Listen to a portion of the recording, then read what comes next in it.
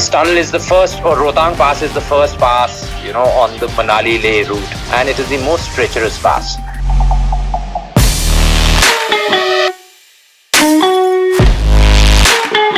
And since this was the first pass, it was very important for our country to make a tunnel under this pass to be able to, go ahead with the connectivity towards Leh.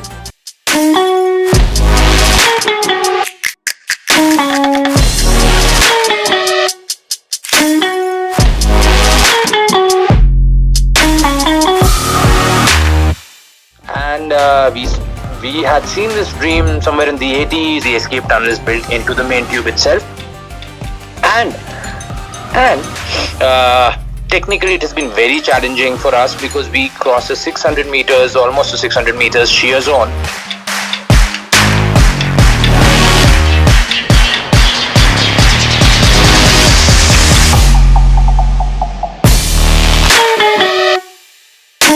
Which is one of the largest shear zones crossed by a highway tunnel in the world. Subsequently, after 10 years, today we stand here, the tunnel is connected, and this is the longest tunnel above 10,000 feet in the world.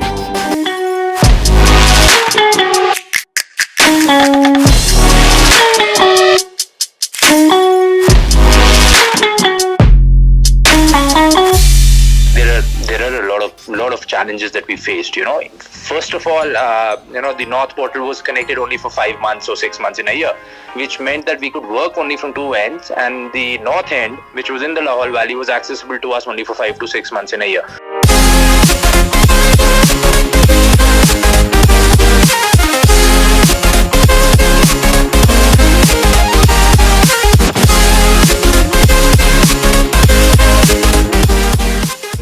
So that itself was a challenge, to connect a 9.02 kilometer tunnel only from two ends.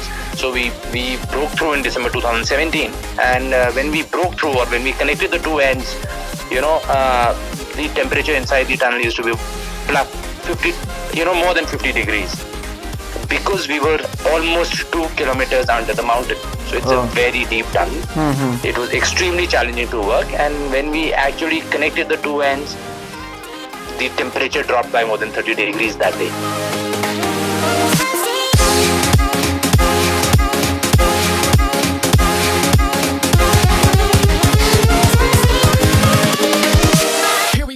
Which itself was amazing, very difficult to work. In the last 500-600 meters, our laborers had to do 2-hour shifts. We couldn't keep a lot of people inside the tunnel all the time, and we had to keep rotating up our people who were working on the excavation phase. So that was challenging.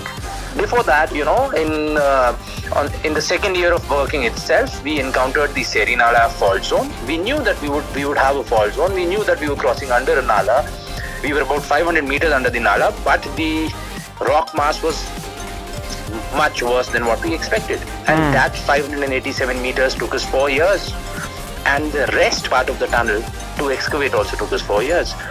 So you can imagine how difficult was it to cut through that. Now this is one of the largest shear zones crossed by any highway tunnel in the world.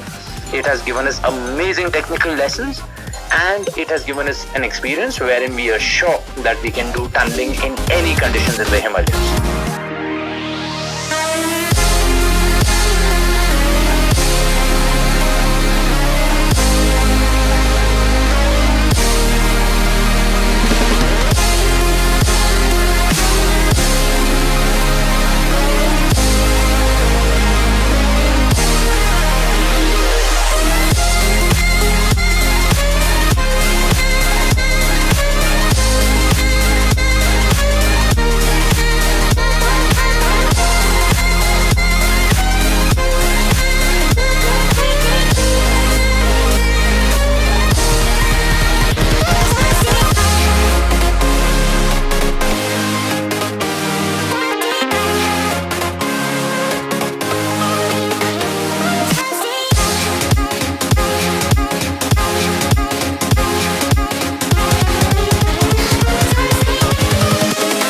Invincible.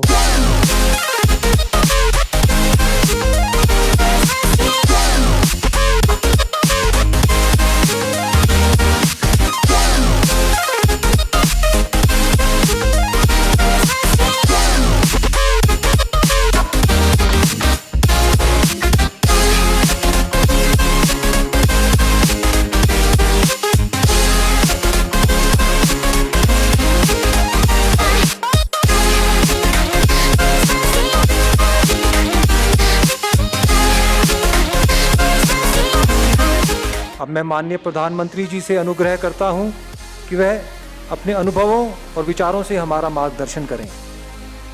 देश के रक्षा मंत्री श्रीमान राजनाथ सिंह जी, हिमाचल प्रदेश के मुख्यमंत्री श्री राम जयराम ठाकुर जी, केंद्रीय मंत्रिमंडल में मेरे साथी हिमाचलનો છોકરો अनुराग ठाकुर, हिमाचल सरकार के मंत्रीगण, अन्य जनप्रतिनिधिगण, chief of defence staff general Bipin Rawat ji, army chief, रक्षा मंत्रालय, बॉर्डर रोड ऑर्गेनाइजेशन से जुड़े सभी साथी और हिमाचल प्रदेश के मेरे भाइयों और बहनों, आज का दिन बहुत ऐतिहासिक है। आज सिर्फ अटल जी का ही सपना नहीं पूरा हुआ है, आज हिमाचल प्रदेश के करोड़ों लोगों का भी दशकों पुराना इंतजार खत्म हुआ है। मेरा बहुत बड़ा सौभाग्य है कि आज मुझे अटल टनल के लोकार्पण का अवसर मिला है। और जैसा अभी राजनाथ जी ने बताया, मैं यहां संगठन का काम देखता था। यहां के पहाड़ों, यहां की वादियों में अपना बहुत ही उत्तम समय बिताता था। और जब अटल जी मनाली में आके रहते थे तो अक्सर उनके पास बैठना, गपशप करना, और मैं और धूमल जी एक दिन चाय पीते पीते इस विषय को बड़े आग्रह से उनके सामने रख रहे थे। और जैसा अटल जी का विशेषता थी, वो बड़ी आंखें खोल करके हमें गहराई से पढ़ रहे थे कि हम क्या कह रहे हैं। फिर मुंडी हिला देते थे, हाँ भाई। लेकिन आखिरकार जिस बात को लेकर मैं और धूमल जी उनसे लगे रहते थे, वो सुझाव अटल जी का सपना बन गया, संकल्प बन गया, और आज हम उसे एक सिद्धि के रूप में अपनी आंखों के सामने देख रहे हैं। इससे जीवन का कितना बड़ा संतोष हो सकता है, आप कल्पना कर सकते हैं।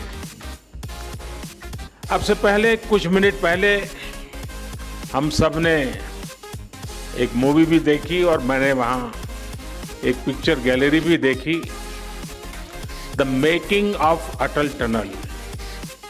अक्सर लोकार्पण की चकाचौंध में वो लोग कहीं पीछे रह जाते हैं जिनके परिश्रम से ये सब संभव हुआ है। अभेद्य पीर पंजाल का उसको भेद कर एक बहुत कठिन संकल्प को आज पूरा किया गया है। इस महायज्ञ में अपना पसीना बहाने वाले, अपनी जान जोखिम में डालने वाले मेहनतकश जवानों को, इंजीनियरों को, सभी मजदूर भाई बहनों को आज मैं आदर पूर्वक नमन करता हूं। साथियों, अटल टनल हिमाचल प्रदेश के एक बड़े हिस्से के साथ साथ नए केंद्र शासित प्रदेश लेह लद्दाख की भी लाइफलाइन बनने वाला है। अब सही मायनों में हिमाचल प्रदेश का ये बड़ा क्षेत्र और लेह लद्दाख देश के बाकी हिस्सों से हमेशा जुड़े रहेंगे। प्रगति पथ पर तेजी से आगे बढ़ेंगे। इस टनल से मनाली और केलोंग के बीच इसकी दूरी 3-4 घंटे कम हो ही जाएगी। पहाड़ के मेरे भाई बहन समझ सकते हैं कि पहाड़ पर 3-4 घंटे की दूरी कम होने का मतलब क्या होता है। साथियों, लेह लद्दाख के किसानों, बागवानों, युवाओं के लिए भी अब देश की राजधानी दिल्ली और दूसरे बाजार तक उनकी पहुंच आसान हो जाएगी। उनका जोखिम भी कम हो जाएगा। यही नहीं, ये टनल देवधरा हिमाचल और बुद्ध परंपरा के उस जुड़ाव को भी सशक्त करने वाली है जो भारत से निकलकर आज पूरी दुनिया को नई राह, नई रोशनी दिखा रही है। इसके लिए हिमाचल और लेह लद्दाख के सभी साथियों को बहुत बहुत बधाई। साथियों, अटल टनल भारत के बॉर्डर इंफ्रास्ट्रक्चर को भी नई ताकत देने वाली है। ये विश्व स्तरीय बॉर्डर कनेक्टिविटी का जीता जागता प्रमाण है। हिमालय का ये हिस्सा हो, पश्चिम भारत में रेगिस्तान का विस्तार हो, या फिर दक्षिण और पूर्वी भारत का तटीय इलाका, ये देश की सुरक्षा और समृद्धि दोनों के बहुत बड़े संसाधन है। हमेशा से इन क्षेत्रों के संतुलित और संपूर्ण विकास को लेकर यहां के इंफ्रास्ट्रक्चर को बेहतर बनाने की मांग उठती रही है, लेकिन लंबे समय तक हमारे यहां बॉर्डर से जुड़े इंफ्रास्ट्रक्चर के प्रोजेक्ट या तो प्लानिंग के स्टेज से बाहर ही नहीं निकल पाए, या जो निकले वो अटक गए, लटक गए, भटक गए। अटल टनल के साथ भी कभी कभी तो कुछ ऐसा महसूस भी हुआ है। साल 2002 में अटल जी ने इस टनल के लिए अप्रोच रोड का शिलान्यास किया था। अटल जी की सरकार जाने के बाद जैसे इस काम को भी भुला दिया गया। हालत ये थी कि साल 2013-14 तक टनल के लिए सिर्फ 1300 मीटर यानी 1.5 किलोमीटर से भी कम काम हो पाया था। एक्सपर्ट बताते हैं कि जिस रफ्तार से अटल टनल का काम उस समय हो रहा था, अगर उसी रफ्तार से काम चला होता तो ये सुरंग साल 2040 में जाकर के शायद पूरी होती। आप कल्पना करिए, आपकी आज जो उम्र है उसमें 20 वर्ष और जोड़ लीजिए, तब जाकर लोगों के जीवन में ये दिवस आता, उनका सपना पूरा होता। जब विकास के पथ पर तेजी से आगे बढ़ना हो, जब देश के लोगों के विकास की प्रबल इच्छा हो, तो रफ्तार बढ़ानी ही पड़ती है। अटल टनल के काम में भी 2014 के बाद अभूतपूर्व तेजी लाई गई। बीआरओ के सामने आने वाली हर अड़चन को हल किया गया। नतीजा यह हुआ कि जहां हर साल पहले 300 मीटर सुरंग बन रही थी, उसकी गति बढ़ाकर 1400 मीटर प्रति वर्ष हो गई। सिर्फ 6 साल में हमने 26 साल का काम पूरा कर लिया। साथियों, इंफ्रास्ट्रक्चर के इतने अहम और बड़े प्रोजेक्ट के निर्माण में देरी से देश का हर तरह से नुकसान होता है। इससे लोगों को सुविधा मिलने में तो देरी होती है, इसका खामियाजा देश को आर्थिक स्तर पर उठाना पड़ता है। साल 2005 में यह आकलन किया गया था कि ये टनल लगभग 950 करोड़ रुपए में तैयार हो जाएगी, लेकिन लगातार होती देरी के कारण आज ये 3 गुना से भी ज्यादा यानी करीब करीब 3200 करोड़ रुपए से अधिक खर्च करने के बाद पूरी हो पाई है। कल्पना कीजिए कि अगर 20 साल और लग जाते तब क्या स्थिति होती। साथियों, कनेक्टिविटी का देश के विकास से सीधा संबंध होता है। ज्यादा से ज्यादा कनेक्टिविटी यानी उतना ही तेज विकास।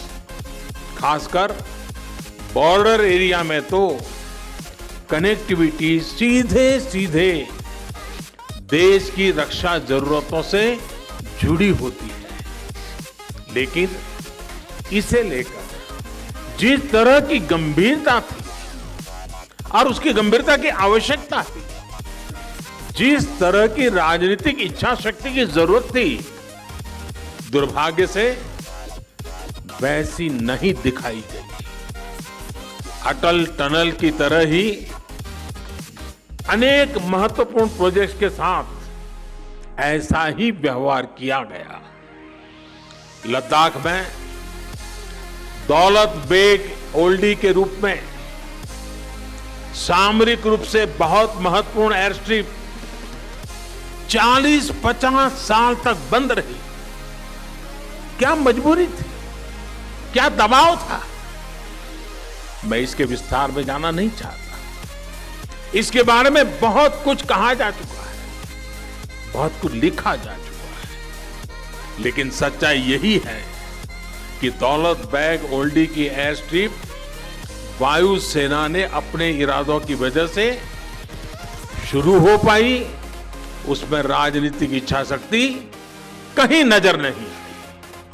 साथियों, मैं ऐसे दर्जनों प्रोजेक्ट गिना सकता हूं जो सामरिक दृष्टि से और सुविधा की दृष्टि से भले ही कितने भी महत्वपूर्ण रहे हो, लेकिन बरसों तक नजरअंदाज किए गए। मुझे याद है, मैं करीब 2 साल पहले अटल जी के जन्मदिन के अवसर पर असम में था। वहां पर भारत के सबसे लंबे रेल रोड ब्रिज बोगीबील पुल को देश को समर्पित करने का अवसर मुझे मिला था। ये पुल आज नॉर्थ ईस्ट और अरुणाचल प्रदेश से कनेक्टिविटी का बहुत बड़ा माध्यम है। बोगीबील ब्रिज पर भी अटल जी की सरकार के समय ही काम शुरू हुआ था, लेकिन उनकी सरकार जाने के बाद फिर इस पुल का काम सुस्त हो गया। साल 2014 के बाद ही इस काम ने भी गति पकड़ी और 4 साल के भीतर भीतर इस पुल का काम पूरा कर लिया गया। अटल जी के साथ ही एक और पुल का नाम जुड़ा है, कोसी महासेतु का। बिहार में मिथिलांचल के 2 हिस्सों को जोड़ने वाले कोसी महासेतु का शिलान्यास अटल जी ने ही किया था, लेकिन इसका काम भी उलझा रहा, अटका रहा। 2014 में हमें सरकार में आने के बाद कोसी महासेतु का काम भी हमने तेज करवाया। अब से कुछ दिन पहले ही कोसी महासेतु का भी लोकार्पण किया जा चुका है। साथियों, देश के करीब करीब हर हिस्से में कनेक्टिविटी के बड़े बड़े प्रोजेक्ट्स का यही हाल रहा है। लेकिन अब ये स्थिति बदल रही है और बहुत तेजी के साथ बदल रही है।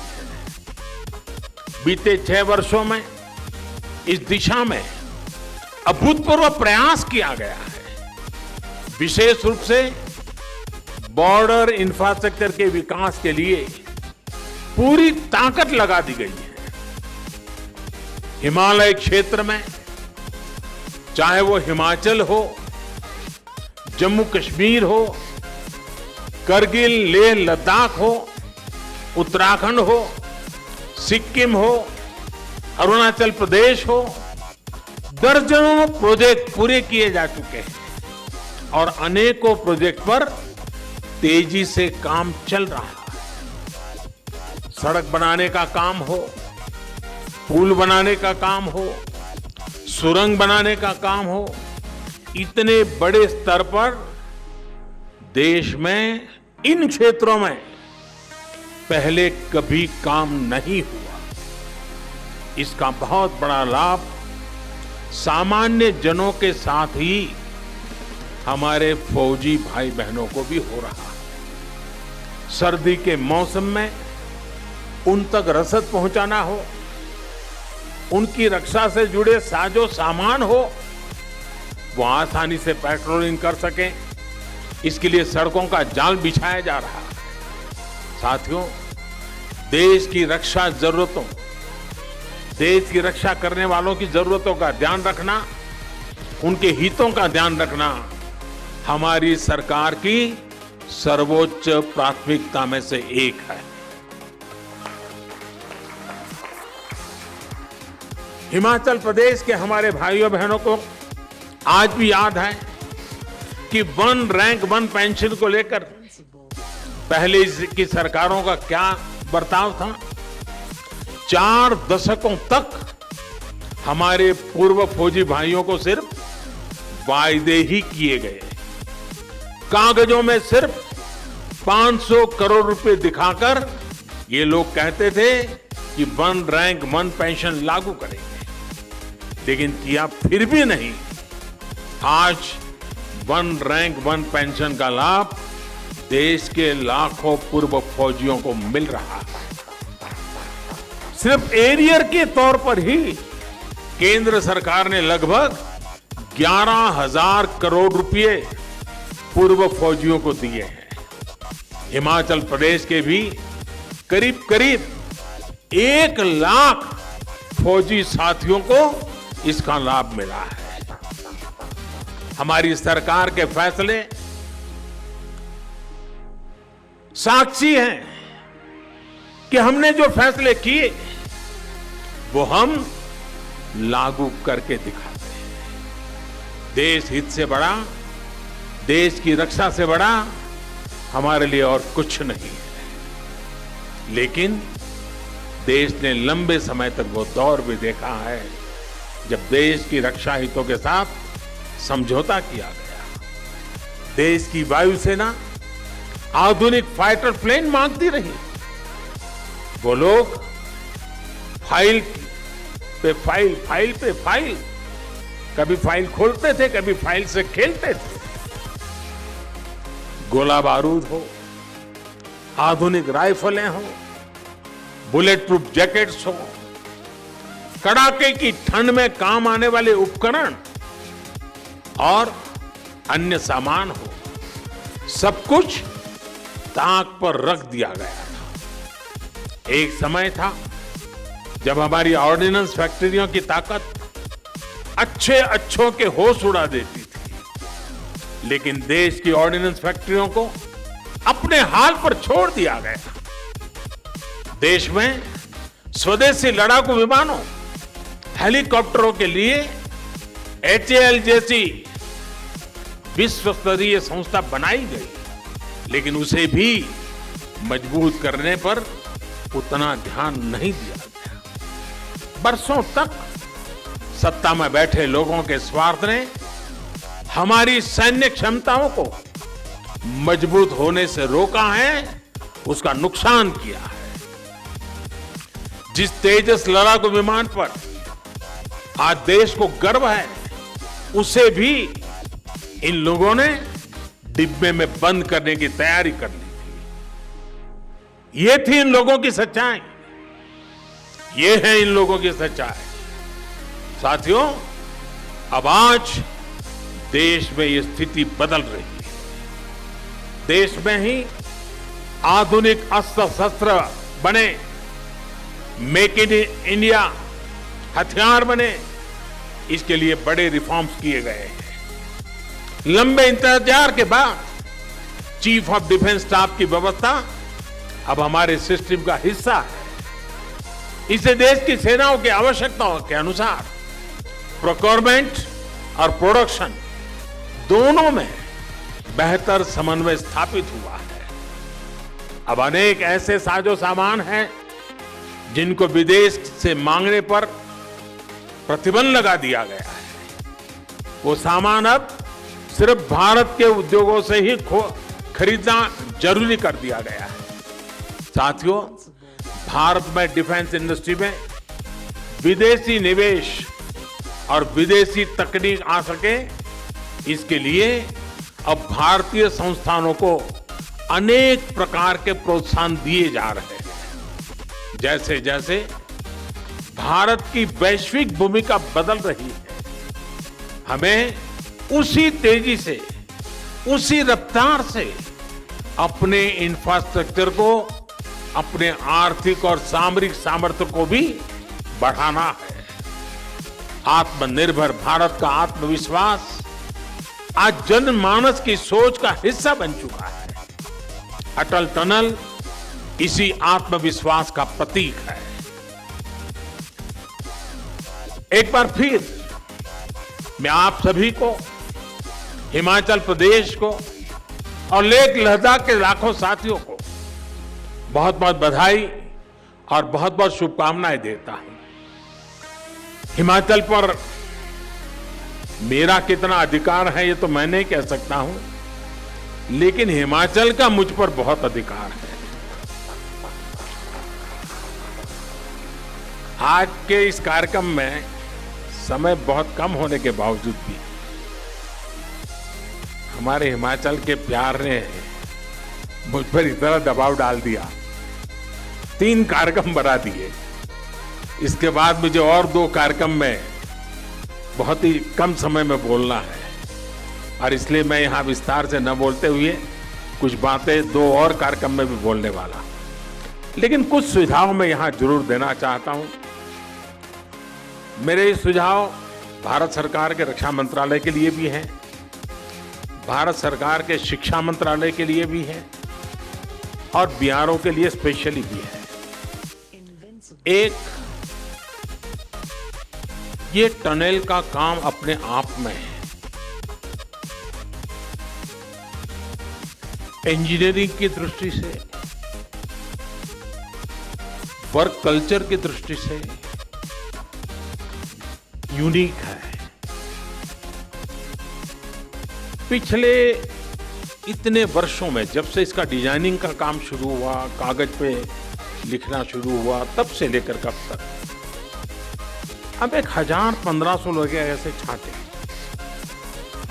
मजदूर भी हो सकता है और टॉप व्यक्ति भी हो सकता है। उसने जो काम किया है, उसका अपना जो अनुभव है, उसको वो अपनी भाषा में लिखे। एक 1500 लोग पूरी प्रोसेस को अगर लिखेंगे, कब क्या हुआ, कैसे हुआ, एक ऐसा डॉक्यूमेंटेशन होगा जिसमें ह्यूमन टच होगा। जब हो रहा था तब वो क्या सोचता था, कभी तकलीफ आई तो उसको क्या लगा। एक अच्छा डॉक्यूमेंटेशन, मैं एकेडमिक डॉक्यूमेंटेशन नहीं कह रहा, ये वो डॉक्यूमेंटेशन है जिसमें ह्यूमन टच है। किसी मजदूर काम करता होगा, उस दिन खाना नहीं पहुंचा होगा, कैसे काम किया होगा, उस बात का भी बड़ा महत्व होता है। कभी कोई सामान पहुंचने वाला होगा, बर्फ के कारण पहुंचा नहीं होगा, कैसे काम किया होगा। कभी कोई इंजीनियरिंग चैलेंज आया होगा, कैसे किया होगा। मैं चाहूंगा कि कम से कम 1500 लोग हर स्तर पे काम करने वाले 5 पेज, 6 पेज, 10 पेज अपना अनुभव लिखे। किसी एक व्यक्ति को जिम्मेवारी दीजिए, फिर उसको थोड़ा ठीक ठाक करके लैंग्वेज वगैरह करके एक डॉक्यूमेंटेशन करना चाहिए। और छापने की जरूरत नहीं है, डिजिटली बना देंगे तो भी चलेगा।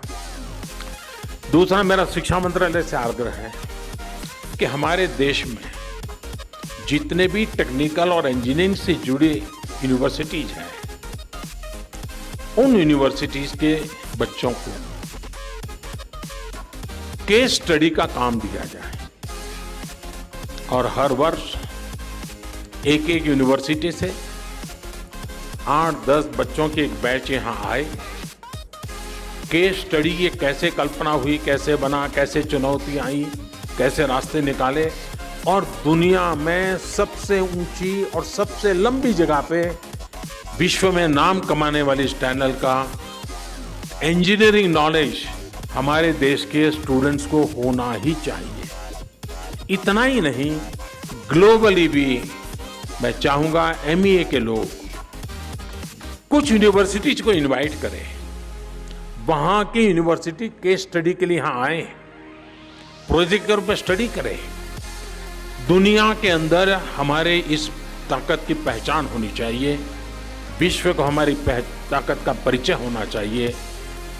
सीमित संसाधनों के बाद भी कैसे अद्भुत काम वर्तमान पीढ़ी के हमारे जवान कर सकते हैं, इसका ज्ञान दुनिया को होना चाहिए।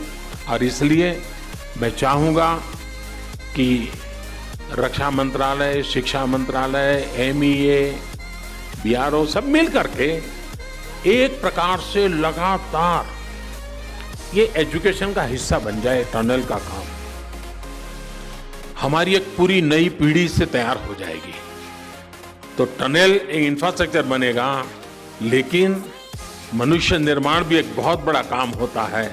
हमारे उत्तम इंजीनियर बनाने का काम भी ये टनल कर सकती है, और उस दिशा में भी हम काम करें। मैं फिर एक बार आप सबको बहुत बहुत बधाई देता हूँ, बहुत बहुत धन्यवाद देता हूँ, और मैं उन जवानों का अभिनंदन करता हूँ जिन्होंने इस काम को बखूबी निभाया है, बखूबी पूरा किया है और देश का मान बढ़ाया है। बहुत बहुत धन्यवाद।